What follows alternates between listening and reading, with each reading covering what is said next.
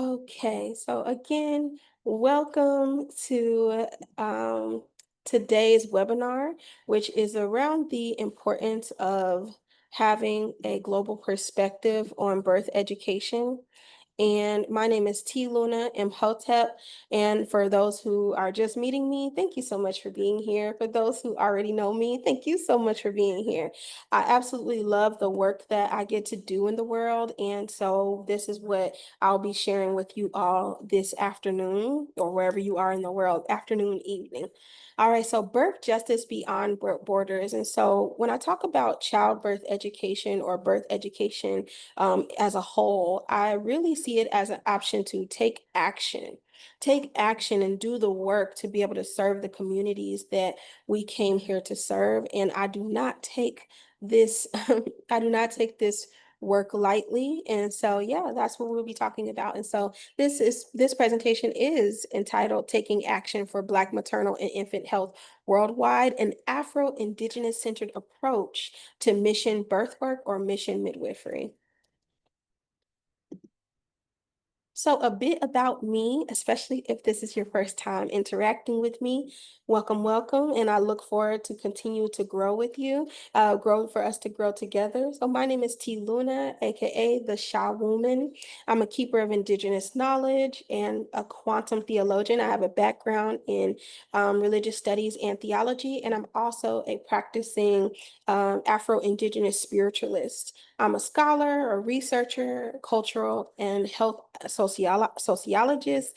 I am currently a learning midwife. I like to change the term now. I did consider myself a student, but now I've learned the term learning midwife, learning traditional midwife or traditional naturopathic midwoman is what I call myself.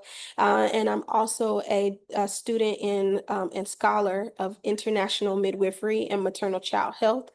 And I believe the work that I do deeply as a global perspective on Black maternal and infant health, and that is why I specialize in this work.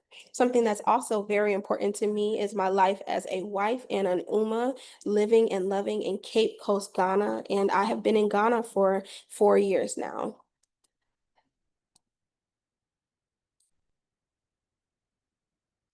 So as a educator, I have had the honor of training holistic birth workers here in Ghana and also online.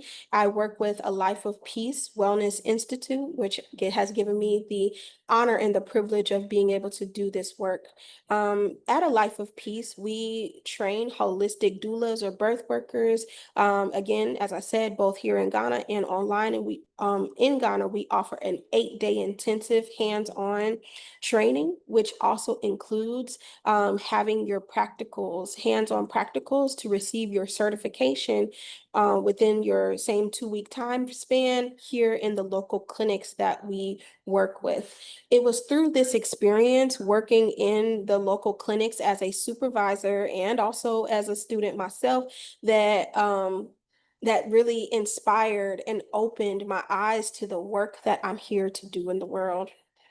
In this experience of working in my first clinic here in Ghana, and it wasn't in Cape Coast, but it was in the central region, I experienced my first in-person um, battle with maternal mortality or the threat of maternal mortality. Working in a low resource country has really opened my eyes to the needs of not only Black women in America, but Black women everywhere, Black and brown women everywhere. I witnessed very beautiful things, such as, being able to see my first babies be born in Ghana, but I also witnessed very difficult things, such as abuse of women by the hands of midwives, and also the threat of mothers dying due to emergencies and not having emergency care, such as, being able to get blood transfusions easily, having emergency surgeries, infant loss. I witnessed all of that in the span of 5 days, and it changed my life forever.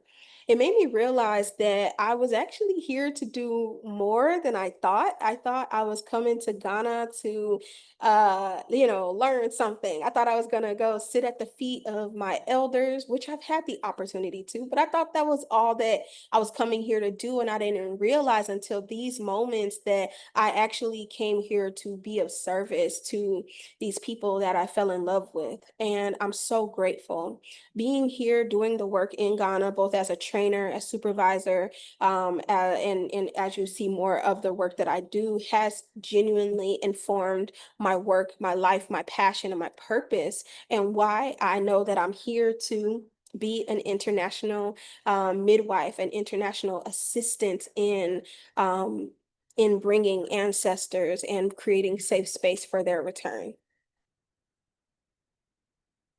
So while here, I've also had an amazing opportunity to attend home and hospital births of those who are from the diaspora. So as a sacred birth assistant and midwifery assistant, I've had the privilege to sit and hold space for women giving birth, to educate them in their homes and to hold them, literally hold them up in the most vulnerable moments of their lives and to witness the miracles of their births. And it has truly been, I mean, I can't keep saying it enough how much of an honor it is to sit with women in birth. And that has been a huge part of the work that I've been blessed to do while here. So, in my experiences of serving women from the diaspora, but also of being of service to women in birthing folks in the hospital settings, the local women, especially from my initial experiences and the impact and the trauma of witnessing births that I felt powerless to be able to actually do of any help, any support of the mother, except hold their hand, hold their baby, hold a light while they are being, being very, their lives are being saved. Let me say that while their lives are literally being saved, um, I realized that it really broke my heart, and it made me feel like I wasn't clear about how me by myself could do any real thing. And so I sat with my spirit, I sat with my ancestors, I meditated, I prayed, I listened, and they told me that in this moment, what I had was enough and that I could be of service exactly where I am. And that realization, when it came to me, inspired me to take action. And I started offering in person maternal health workshops for the local midwives and the mothers in our area. And so, like I said, I realized I was just one person. I couldn't, as just simply a birth worker, hold every mama's hand. I couldn't be at every birth. I couldn't be on call for every single moment that was in need of my care, right? And so I started saying, well, maybe I can do something else. And that's how my maternal health workshops came to be. And so, inspired by the work that I have done with A Life of Peace, I started working through my collective, Motherland Birth Collective International, as a community health educator, as a community birth educator. And so we have offered, I will say now, over 6 months, 6 months of training for midwives in our local clinics as well as families. And so what in these sessions I have offered, we, not just myself, my husband's there, y'all. We get volunteers who come and just support through handing out food, we offer materials, we offer supplies, because not just telling people what they need, but also being a resource for people to fill in some of those needs, because that's often a big part that impacts communities of color globally, right? And so, not just telling folks, yo, you need to do this, you need to do it like this, but also saying, I'm showing you how to do this, but also giving you some resources to get started. So we supply materials, all of the materials that I've created, the little documents that you see in their hands, are primarily used, we primarily use pictures. So I use photos that are my own, or I just use, little graphics to be able to explain simply so that we are being mindful of barriers such as language and education. So when you're having documentation that you're sharing information and having a bunch of words, all of it is in English. And where I live is not an English speaking area. They speak English, but they speak their local language, which is Fanti. So I thought it would be much more important to make sure that we eliminated the barrier of language altogether and use a lot of photos and pictures. And so we also use supplies that people can access. So I'm not going to say, oh, I'll use the term like I'm using a rebozo. I wouldn't use a rebozo. I use the local fabric and cloth, and I just show them how I cut it in half and use it to show them how to do belly wrapping, as you see here, how to support the pregnant moms, and also how to support them during pregnancy and postpartum. And I also remind them that when they say, oh, okay, yeah, we used to do this. And I say, exactly. I'm not telling you anything new. I'm reminding you what you used to do. I'm not here to tell you that I'm coming from the West and I have all the answers that you need. I'm just here to bring back some of the traditions because we're almost at risk of losing them. So I'm coming from the West, which is something that people often value when a Western voice is speaking. But I'm telling you that the information and the medicine that your grandmama them have, your traditional birth tender attendants have, that's stuff that we're trying to get now, and we're bringing it to you. And so do not lose sight of the wisdom of your elders. And I feel like that's probably the biggest thing that I've been had the privilege and the responsibility to do and say is do not lose sight of the medicine that your elders taught you, that the medicine that they taught you, the wisdom that they taught you is still valuable. Do not think that you have this higher form of education and no longer need that ancient wisdom. I feel like that's probably the biggest learning thing that a lot of people didn't know they were coming to learn when they came to these workshops. They're thinking, oh, she's about to show us how they do that stuff, right? No, I'm reminding you exactly what y'all already know. So when you say, oh yeah, I know I'm supposed to eat like this. I know that we're supposed to, wrap our bellies. Exactly. Do that. We're also supposed to care for the mamas. We're also supposed to rub on them and them, hold their hands. Don't treat them like they are nothing and no one. Don't separate their care based off of their condition and their finance and their economic status, right? That there should not be continuation of the have and the have nots when we're all just here supporting folks giving birth, right? So that is really what my 2 to 3 hours of, hands-on training is about. Sometimes I find my midwives are so funny and so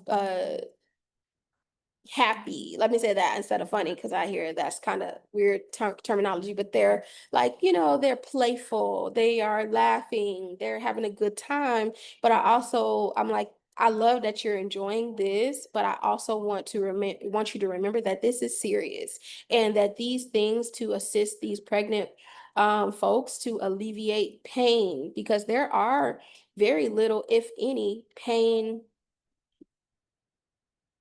there are very little, if any at all, pain relief given in this context, specific, and not just Ghana, but in a lot of low resource countries. There is very little pain relief. So in the West, our biggest conflict is, oh, we don't want them to keep giving mamas epidurals, and that's preventing them from having natural births and them going into C-sections.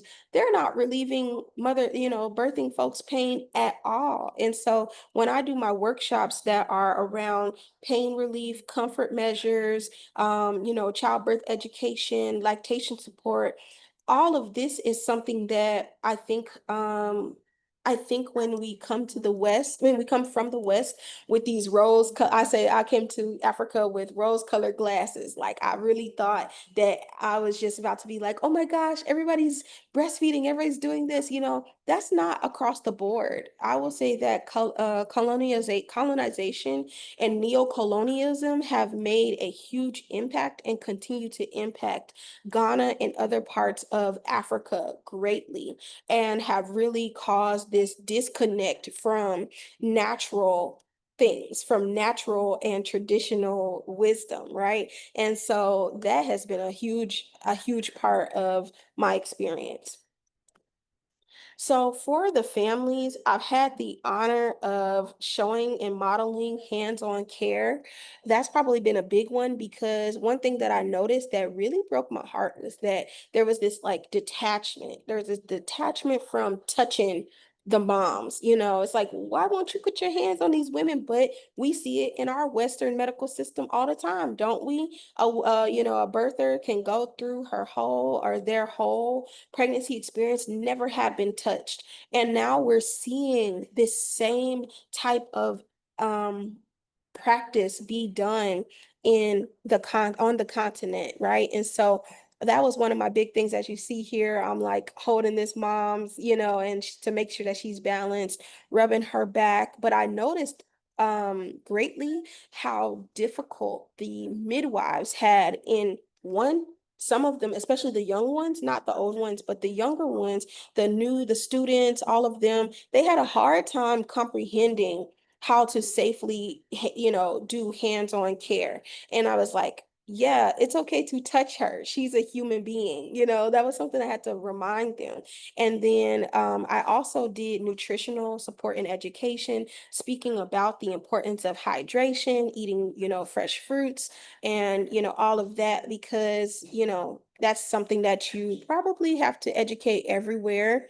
And so that's something that I definitely reminded folks. And I didn't just do this by talking. Again, as you see here, this cute little guy here enjoying him some fruit. And so do this by modeling. And so we bring through donations. Everything is free of charge to the families and the midwives. And we provide fruit. We cut the fruit up, we provide it, provide food, whatever we're able to do. That's something that I actually want to increase when I continue back this year, because it does get very difficult when you're doing this type of work by yourself. But I have had a lot more interest this year in people volunteering with us. And so I will definitely use that as those extra hands for food prepping and everything, so that we can keep this component, because I do think that it's important.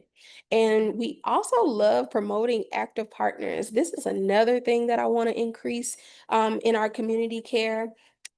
Is making sure partners are involved. And a lot of times partners are working, and so the moms have to go to their prenatals by themselves. And we do our workshops generally during prenatal visits or their pregnancy prep court classes. And so their partners aren't always involved, but we have had some partners be involved, some grandmas and aunties and sisters. And so here we got a active dad, and we were able to use him. And I remember bringing him in, and I was like, yep, come on, y'all are going to be our models, because this is why we're here.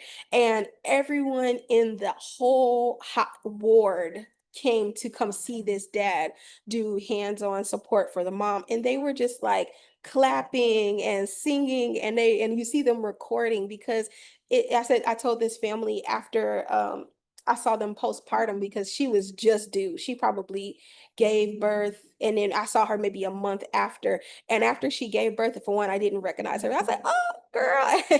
And I said, you are famous, because people have just loved them. They just absolutely adored it. And I really want to continue to promote active partners in the pregnancy experience.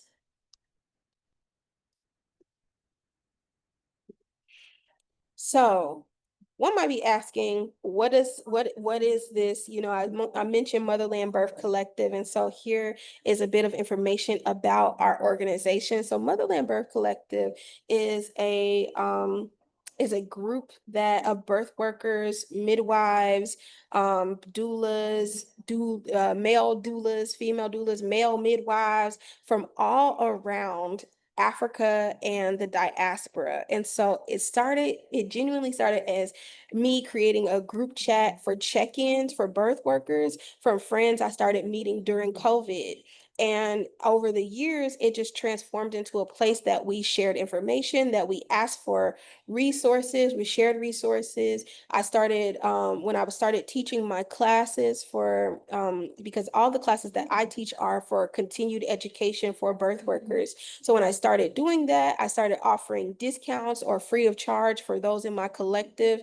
And that's how I felt like I wanted to create a space where people could have the resources that they needed. And I love being able to do that, and so that's how the collective came about. And over the last year, we were able to um, we have members from all around the diaspora now. And so it started as like, oh, I got a couple of friends who live outside the country doing this work, to literally having birth workers in Ethiopia, Nigeria, South Africa, Rwanda, Kenya, the Gambia, and here in Ghana. I think that's where everyone is so far. And I look forward to us grow. And then also we have Bermuda and then throughout the US. And so Motherland Birth Collective is a space that you can freely join. It is it does come with a membership fee of $25 if you're in the US, and that's for the year. So $25 for the year, or and then I have some fees that are in respective African countries, but we want to make it affordable. And if money is an issue, we never allow money to be an issue. So you would just do the application to apply. And so you can see our current ongoing fundraiser, motherlandbirthcollective.org/fundraiser, and you can see more information there about our ongoing fundraiser to support some of the initiatives happening with our birth workers. And so again, for the workshops that I've done over the last year, we're free of cost. Maternal health workshops, building relationships with hospitals and the health directorate, and then also serving local midwives and students. And we also, this year, I will be working with a local midwifery college, and working with the students directly, which is even better because it's definitely important to get in early, before having to do like that back work, getting in the forefront. And so I actually will be working alongside a dean of the midwifery college at University of Cape Coast, and we will be working to create a curriculum about the work that we've done so far within this maternal health workshops for their students and their department. Looking forward to that. We're also working with the National Black Midwives Alliance and a partnership. I will be welcoming a group of midwives from the National Black Midwives Alliance in September-ish. I think they're coming up between like in maybe September, right? And so we'll be working with them and looking forward to further partnership. And then I also work with Sumaya Franklin and her organization, Sumi's Touch.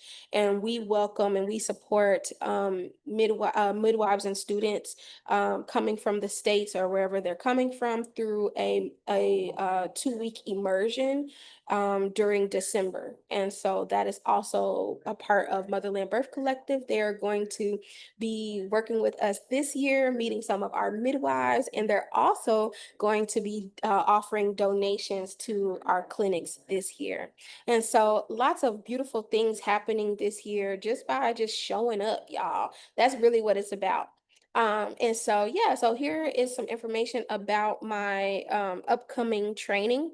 And so this is from a global birth perspective, and it is the level 1 to my global perinatal health program that I'll actually give y'all a preview of. Excuse me if it's too loud, y'all, excuse me. And so, yeah, so it's a holistic childbirth education and community health educators training. And you have certified, but it's not necessary. And you will spend 2 weekends with me. It is a 40-hour training and it will be recorded. So if you do sign up and you need to watch the recording, you can if any of the days conflict. Right now, there is an early bird special going on right now. It is 400 for the full training, or once the early bird is over, I think it's going to move to 600 this year, and then next year is going to be more. So I definitely recommend getting in this year. It's going to be phenomenal. I'm super excited. I promise you, you will learn some things that you've never heard before. And you will also learn from some amazing birth workers. I will be featuring some facilitators in certain sessions. We have Nakia Thornton who will be going over lactation education and support during times of disasters, how breastfeeding is used as a life-saving experience, life-saving skill during times of disasters. We have Nonkoleko Shibula, excuse me, and she's a bereavement doula in South Africa. Well, Nakia is in Louisiana.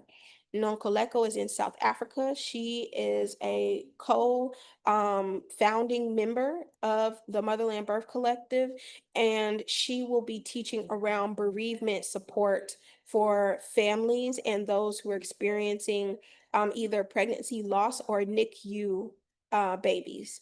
And then we have Sarah Nkansa Boating, who is a midwife here. She's a registered midwife here in Ghana, and she is the founder and CEO of Talk to Your Midwife Global.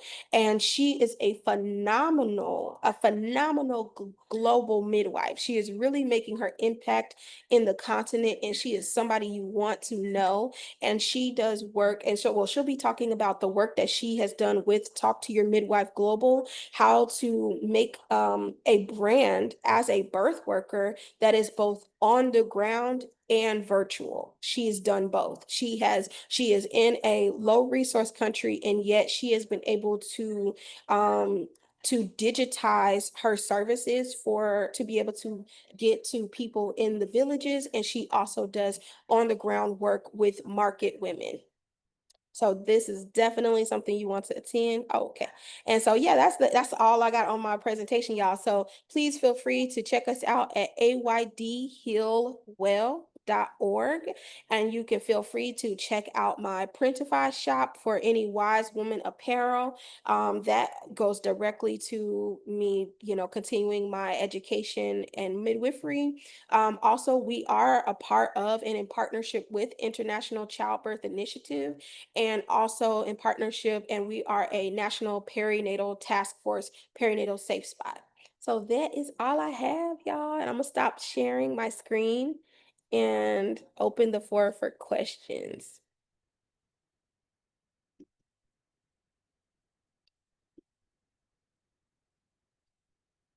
Okay. All right. Any questions?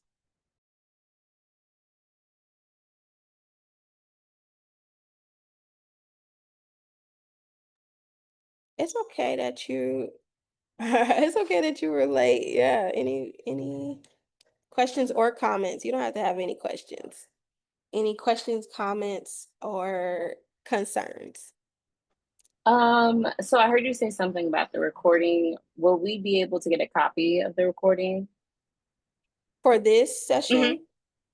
Yes. Yeah, so I will. So anyone who signed up for this or last week or last month's, I will be sending those recordings out.